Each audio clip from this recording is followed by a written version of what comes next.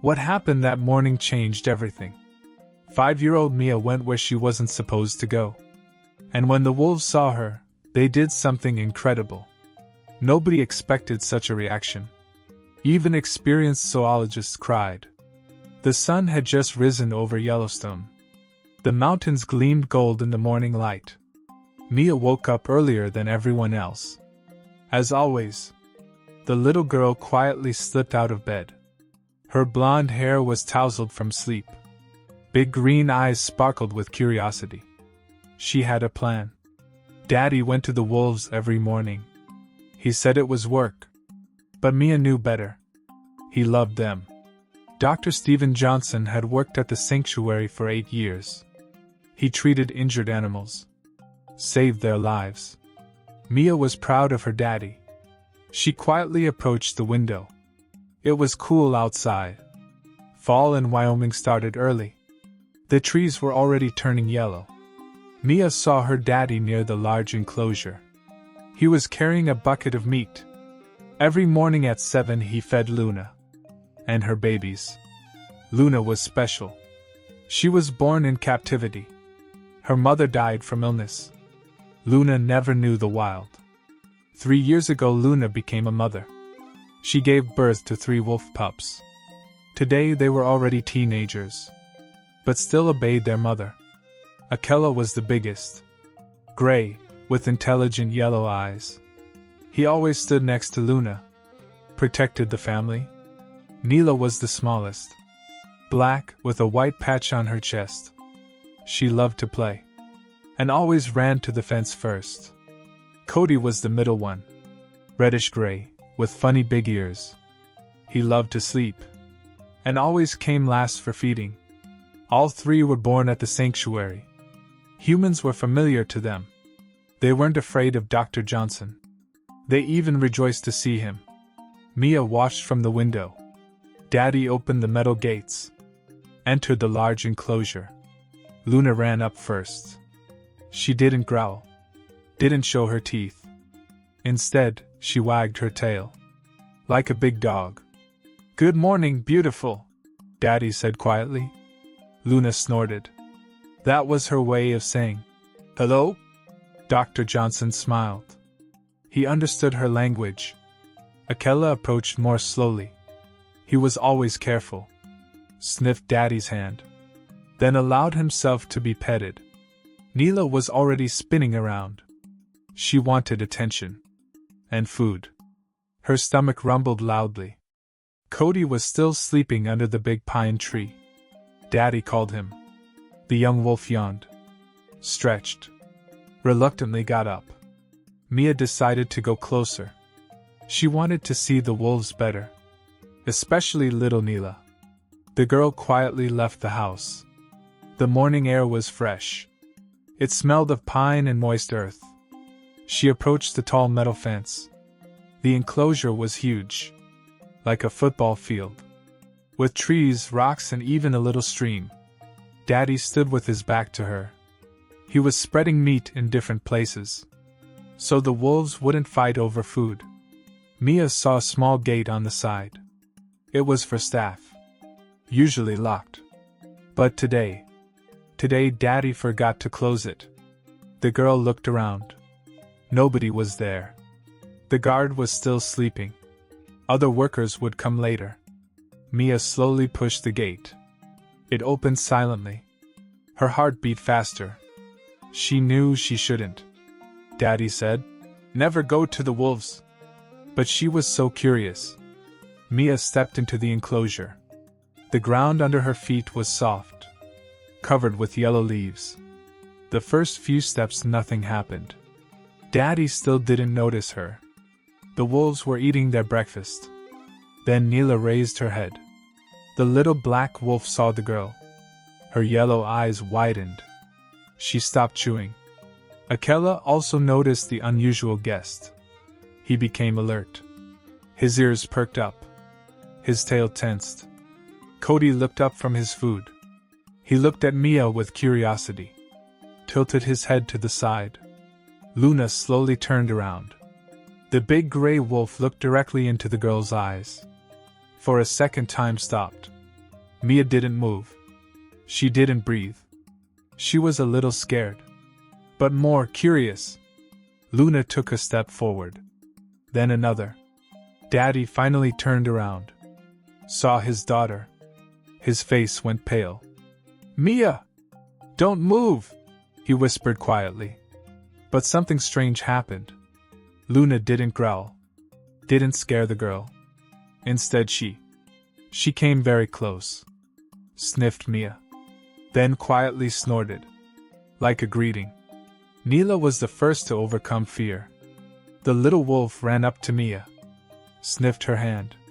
Then gently licked her fingers. Mia laughed. A quiet, ringing laugh. The wolves had never heard such a sound. But they liked it. Cody also came closer. He was more careful than Neela. But not aggressive. Just curious. Akela remained alert. He stood next to his mother. Ready to protect the family. But not planning to attack. Dr. Johnson slowly approached. His hands were trembling. In all his years of work, he had never seen anything like this. Wild animals don't trust strangers. Especially children. Children move abruptly. Scream loudly. Frighten animals. But Mia was different. She stood quietly. Moved slowly. Didn't try to grab the wolves. Just looked at them with love. And they felt it. "Mia," Daddy called quietly. "Slowly come to me." The girl looked at him. Then at the wolves. They didn't look angry. On the contrary, friendly. "But Daddy," she whispered. "They want to play." And indeed. Neela was playfully jumping around Mia. Cody was wagging his tail. Even serious Akela looked interested. Luna sat down next to the girl. So close that Mia could touch her fur. "She's beautiful," Mia said. "Can I pet her?" Dr. Johnson didn't know what to answer. By all rules, this was dangerous. Wolves are wild animals. Even tamed ones. But what he saw contradicted science. Luna looked at Mia like her own cub. Protectively. Tenderly. The other wolves also accepted the girl. As if she had always been part of their pack. Mia slowly extended her hand. Her little fingers touched Luna's fur. It was soft. Warm. Smelled of forest and freedom. Luna closed her eyes. She liked it. Neela approached from the other side. She also wanted attention. Mia petted her too. "Hello, beautiful," the girl whispered. Neela wagged her tail even more actively. Dr. Johnson watched fascinated. In years of work, he had never seen anything like this. The wolves trusted his daughter more than him. And he had worked with them for 3 years. Something about Mia was special. Something that science didn't understand. The girl had a gift. "Mia," Daddy said quietly. "We need to go." The girl became sad. She didn't want to leave her new friends. "But they love me," she said. "I know, sweetheart. And that's amazing." Dr. Johnson came closer. The wolves allowed it. They trusted him through his daughter. But now other people will come. A tour. They won't understand. Mia nodded. She was a smart girl. She kissed Luna on her wet nose. Petted Neela and Cody. Even serious Akela. "Goodbye," she whispered. "I'll come back." The wolves watched her go. Luna howled quietly. Not threateningly, sadly. As if saying goodbye to her daughter. Dr. Johnson took Mia's hand. Together they left the enclosure. The gate closed behind them. But something had changed forever. A child who spoke the language of wolves had appeared at the sanctuary. And this was only the beginning. Dr. Johnson couldn't stop thinking about what happened. His daughter sat at the breakfast table. She was drawing wolves with her crayons. "Mommy, Luna has the softest fur," Mia said. "And Neela's tongue is so warm." Sarah Johnson nearly dropped her coffee cup. She looked at her husband with wide eyes. "What is she talking about?" Sarah whispered. Dr. Johnson sat down heavily. He still couldn't believe it himself. She was in the wolf enclosure this morning. Sarah's face went pale. She grabbed Mia's shoulders. You did what? Her voice trembled. Mia looked up from her drawing. She didn't understand why Mommy looked scared. I played with the wolves, she said simply. They're nice. Mia, wolves are dangerous animals, Sarah said. You could have been hurt. The little girl shook her head. Her green eyes were serious. No, Mommy. They love me. Luna told me. Told you? Sarah looked confused. Not with words, Mia explained. With her eyes. And her heart. Dr. Johnson put his hand on his wife's arm. He understood now. His daughter had a gift. But Sarah was a mother first. Fear filled her heart. She can never go near them again, Sarah said firmly. Mia's lower lip began to tremble. Tears filled her eyes. But I promised I'd come back, she whispered. The sound of her crying broke Dr. Johnson's heart. But he understood his wife's fear. Let me think about this, he said quietly. An hour later, Dr. Johnson sat in his office. His colleague Mike entered. Mike was the head of animal behavior. I heard about this morning, Mike said. Is it true? Dr. Johnson nodded. He still couldn't explain it. In 30 years, I've never seen anything like it. Mike continued. The wolves acted like she was family. That's what scares me, Dr. Johnson admitted. Or maybe, Mike said slowly, that's what makes it beautiful. Dr. Johnson looked out his window. He could see the wolf enclosure. Luna was pacing near the fence. Like she was looking for someone. The wolves are different today, Mike observed. Restless. Like they're waiting. Waiting for what? For her to come back. That afternoon, Mia sat by her bedroom window. She could see the wolf enclosure from there. The wolves were all gathered near the fence, looking toward her house. They miss me, Mia said to her teddy bear. I can feel it. Sarah heard her daughter talking. She peeked into the room. Who misses you, sweetie? Luna and her babies, Mia said. They're sad I'm not there. Sarah looked toward the enclosure. The wolves did seem restless. But that could be coincidence. Right. Mia, honey. Sarah sat on the bed. Wolves aren't pets. They're wild animals.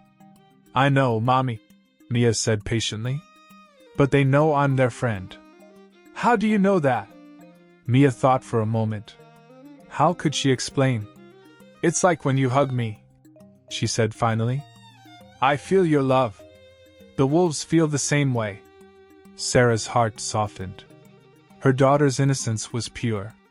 But innocence couldn't protect her from danger. The next morning brought visitors. A group of wildlife photographers. They wanted to film the wolves. This is perfect timing, the lead photographer said. We heard your wolves are unusually social. Dr. Johnson felt nervous. The wolves had been different since yesterday. More alert. More expectant. Just remember, he warned. These are still wild animals. Keep your distance. The crew set up their cameras outside the enclosure. The wolves gathered near the fence. They seemed to be looking for something. Or someone. They're beautiful, the photographer's assistant said. But they look sad. Wolves don't feel sadness. The photographer laughed. But Dr. Johnson wasn't so sure anymore. Inside the house, Mia pressed her face against the window. She could see the strangers with their big cameras. They're here to see my friends, she told her mother.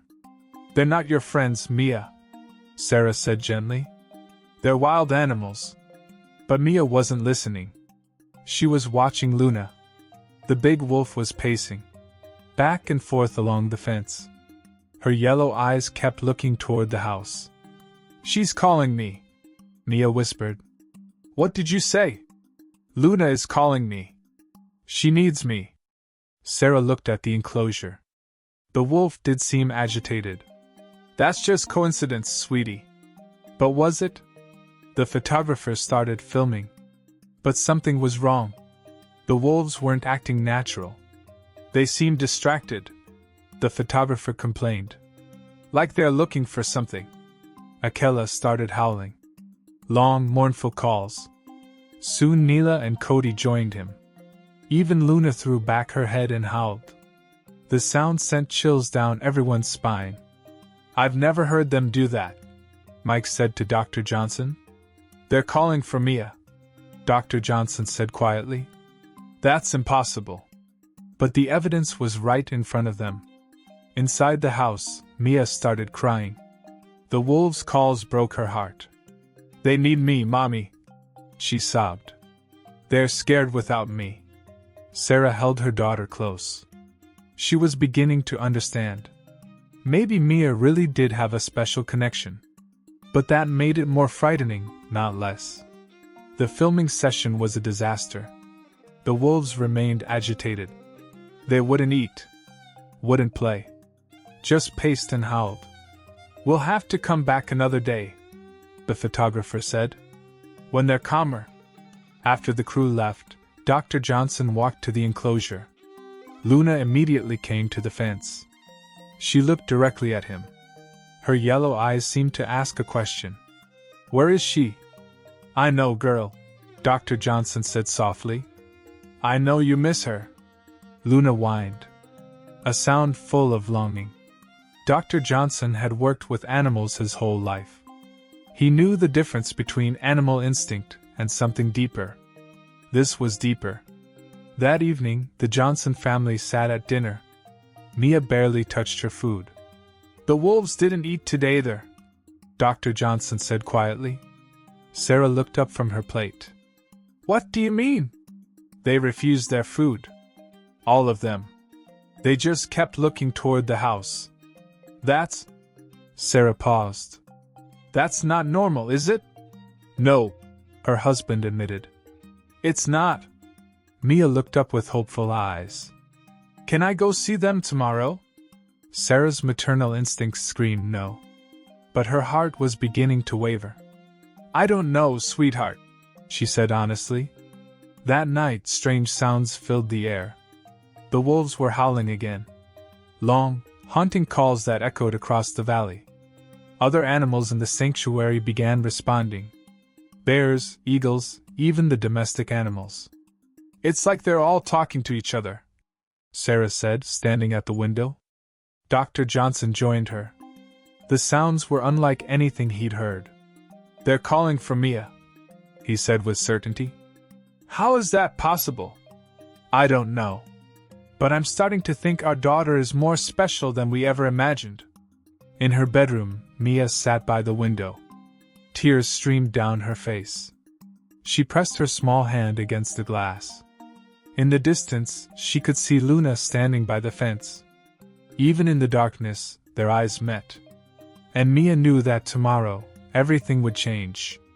The wolves had chosen their pack. And she was part of it.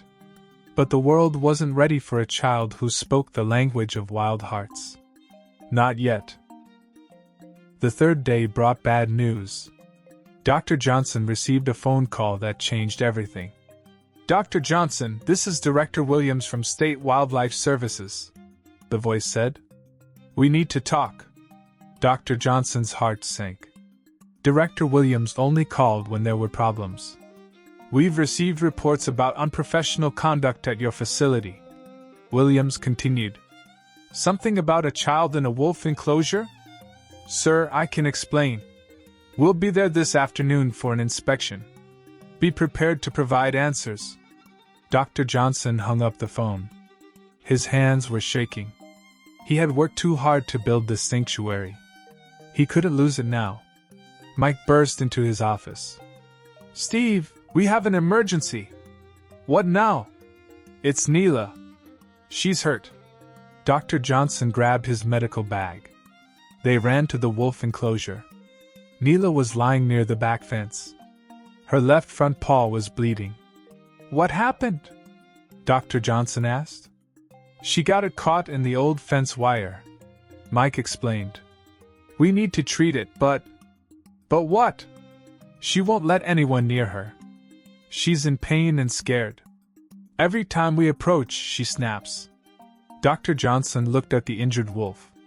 Neela was the gentlest of the pack. But pain made all animals dangerous. We could use a tranquilizer dart, Mike suggested. Too risky. She's small.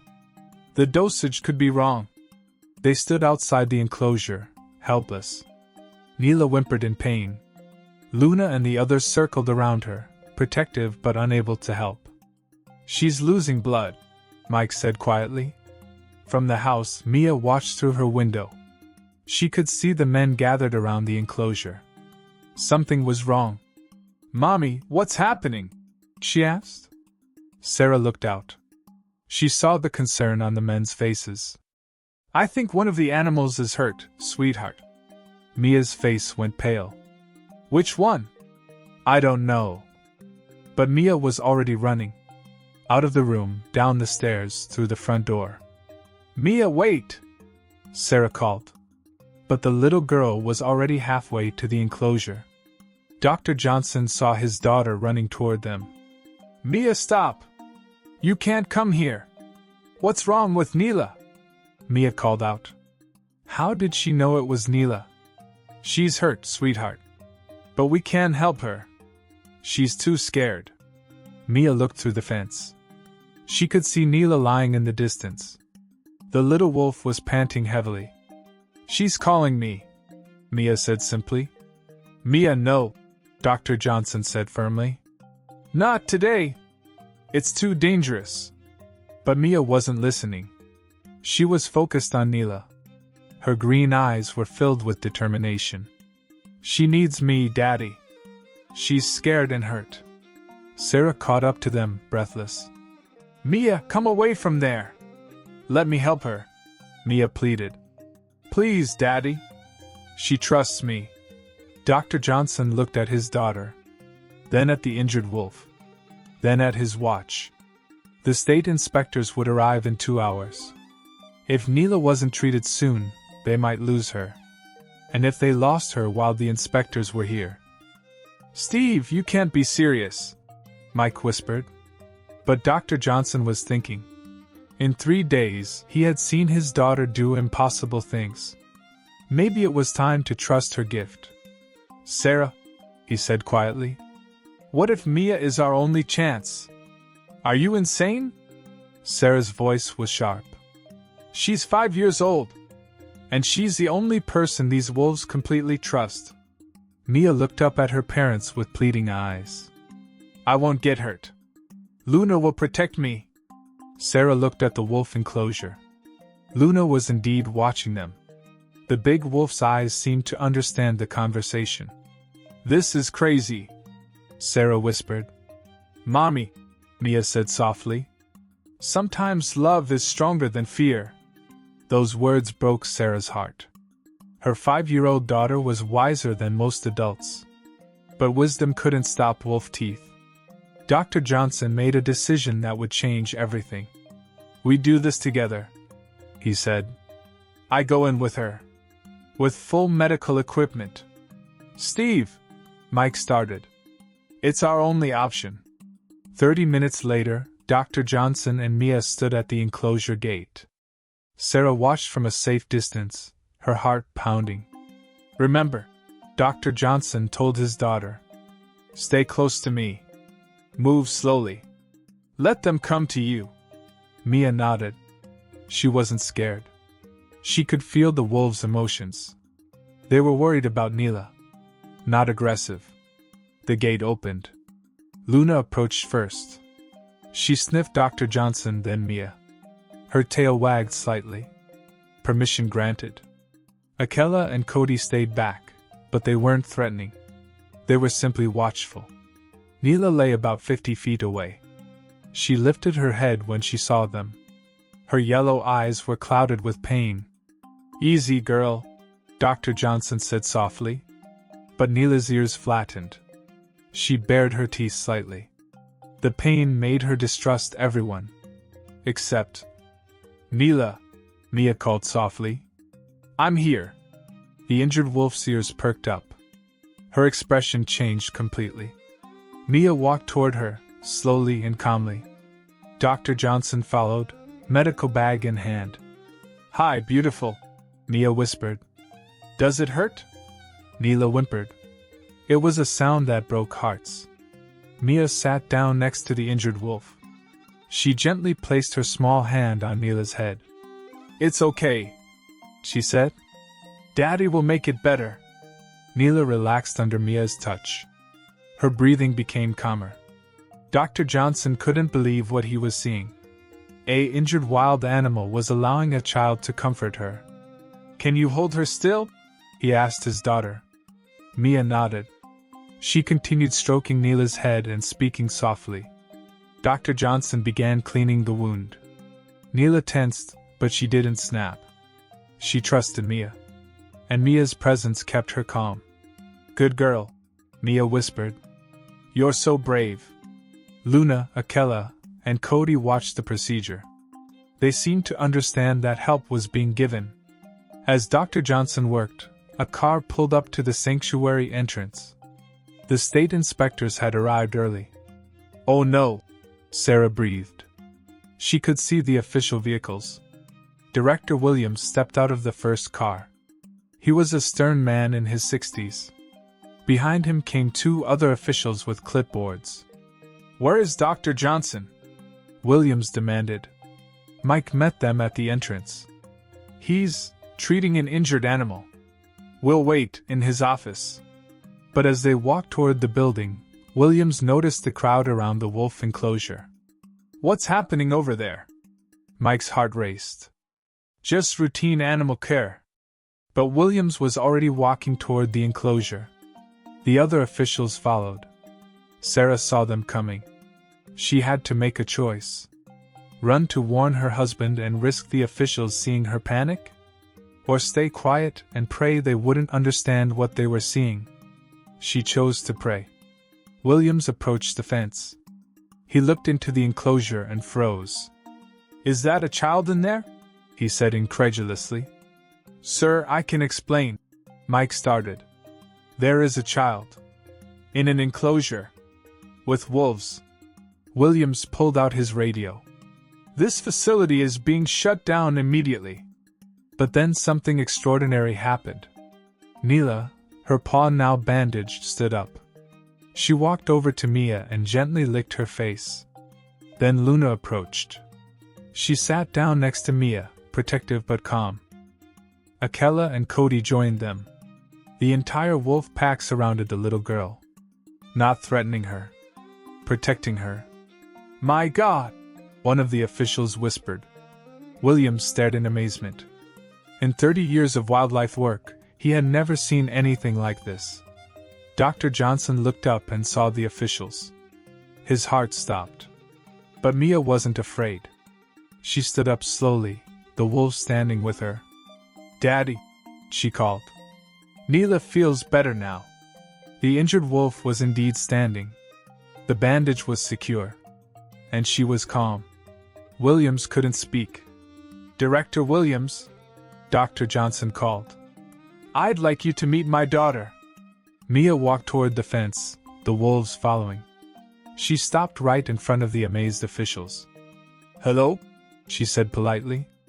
These are my friends. Luna sat down beside her. The other wolves arranged themselves around them. How? William stammered. How is this possible? My daughter has a gift, Dr. Johnson said simply. Williams looked at the scene before him. Every rule of wildlife management said this was impossible.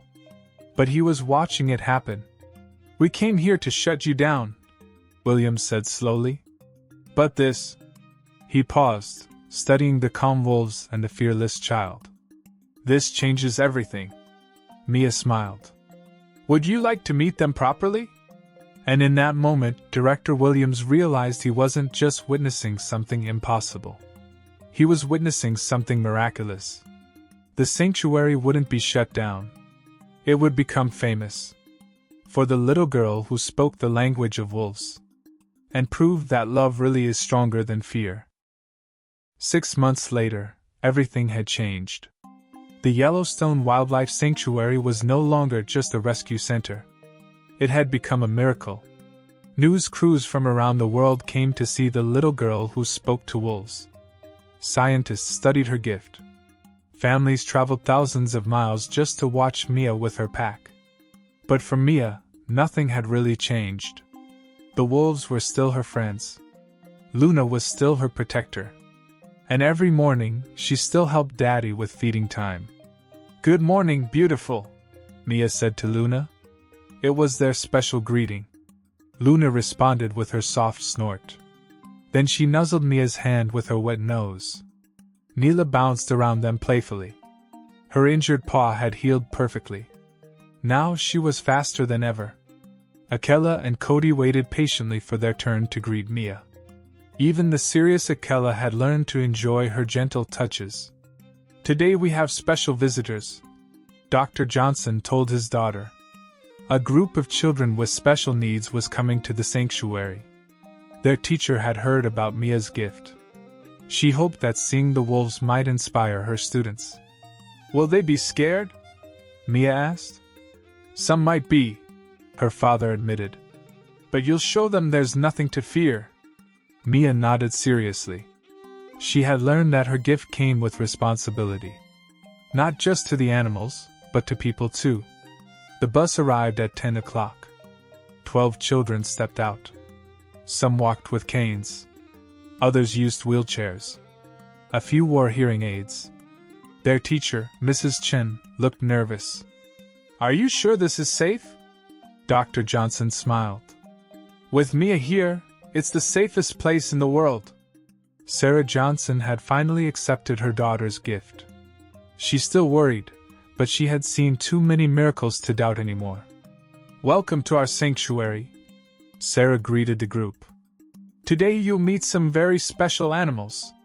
The children gathered around the wolf enclosure. Some hung back, uncertain. Others pressed close to the fence in excitement. "They're so big," whispered a boy named Tommy. He had been born blind, but his hearing was exceptional. "Luna weighs 90 pounds, Mia told him. "But she's gentle as a lamb." Tommy listened carefully. He could hear the wolves breathing, moving, existing in their space. Could I touch one?" he asked quietly. The other children looked surprised. Tommy was usually the most cautious among them. Mia looked at her father. He nodded slowly. "Luna," Mia called softly. "We have a friend who wants to meet you." The big wolf approached the fence. She sat down directly in front of Tommy. Dr. Johnson carefully opened a small section of the fence. Just enough for Tommy to reach through. "Hold out your hand," Mia instructed. "Let her smell you first." Tommy extended his trembling hand. Luna sniffed gently. Then she pressed her nose against his palm. Tommy's face lit up with wonder. "She's warm! And her nose is wet!" The other children gathered closer. Fear was replaced by curiosity. "She likes you," Mia said. "She can tell you have a kind heart." A girl named Emma, who used a wheelchair, rolled closer. "What about me? Would she like me too?" Mia studied Emma's eager face. "Let's ask her." Neela had been watching from nearby. She trotted over to Emma's wheelchair. The young wolf sniffed the wheels with interest. "She's never seen a wheelchair before," Dr. Johnson explained. Emma giggled. "It's okay, Neela. It just helps me get around." Neela seemed to understand.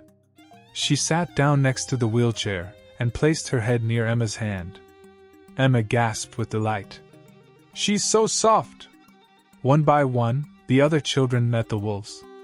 Each interaction was unique. Special. Marcus, who had trouble speaking, somehow communicated perfectly with Cody. The young wolf seemed to understand his gestures. Lily, who was afraid of everything, found courage when Akela sat calmly beside her. James, who felt different because of his hearing aids, discovered that being different could be beautiful. You see, Mia told the group, the wolves don't care if you walk differently or hear differently. They only care about your heart. Mrs. Chen wiped tears from her eyes. She had never seen her students so confident, so joyful. How do you do it? She asked Mia. The little girl thought for a moment. I don't do anything special.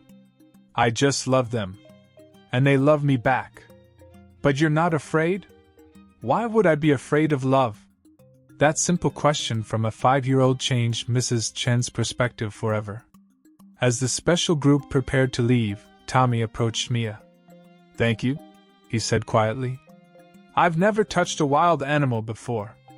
They're not really wild, Mia replied. They're just free. The difference in those words was profound. That evening, the Johnson family sat together for dinner. It had become their tradition to share the day's special moments. Tommy's mother called, Sarah said. She said he hasn't stopped talking about Luna all day. Emma's too, Dr. Johnson added. She wants to become a veterinarian now.